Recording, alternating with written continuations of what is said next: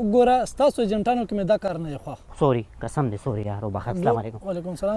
نور کسان دوه ګنټونه دلته مړ کړم. کسان تاسو ایجنټان په یوه خبره ولاړ نه یې.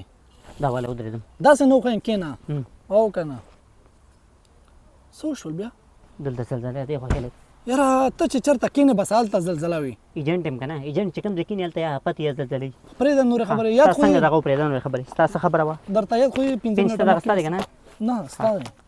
ستا څه 15 منټه مخکې مې در سره خبرې وشوې او تارینګ د زوی په باره کې. تاسو ویزه لګوئ؟ څنګه ویزه لګوئ تاسو؟ دلته نور مونږ پیزې لګو. او د خدای ظالمه پښتانه مې وګوره ایجنټ یې.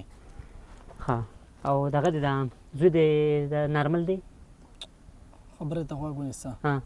زه خپل زوی بهر ته لېږم. او صحیح ده که نه؟ او هلکه تا خو رښتیا بله خبره تا خو وختي ماته پرنګ باندې وویل زه زوی ما بار ولېږو سودا له څنګه بار لېږي؟ او داسې نه یاره داسې نه ها زه زوی خپل بهر ملک ته لېږم مطلب ښه پوه شوم لکه ته بار ملک ته لېږي بل ملک ته زوی د نارمل دی څنګه نارمل مطلب ټیک ټاک کوي ځکه بار ملک ته چې ته لېږې که نه ستا زوی کو ټیک ټاک نه کوي نو دا بیا اب نارمل دی کو ټیک ټاک کوي نو بیا نارمل دی ځکه بار ملک والا بیا یقین نه کوي چې دا پاکستاني دی کوم کس ټیک ټاک نه کوي هغه وي نه دا بل ملک دی. ګوره ایجنټ صاحب داسې کار دی زما زوی ټیک ټاک نه کوي هغه ډېر نیکماله دی. بس بیا یو کار دی که نه بیا به هغه ته د ټیک ټاک ټیکې لګول غواړي چې ټیک ټاک شروع کړي پوه شوې د ګاډي واډي وخیږي بره که نه بیا به د اجازه ته به خیږي بره د ټیک ټاک دپاره اوس ورته ټیکې لګوئ ټیکې به لګوو که نه ټیک ټاک دپاره دا ولې ځکه چې دا ټیک ټاک شروع کړي هغې نه پس به د بار راځي.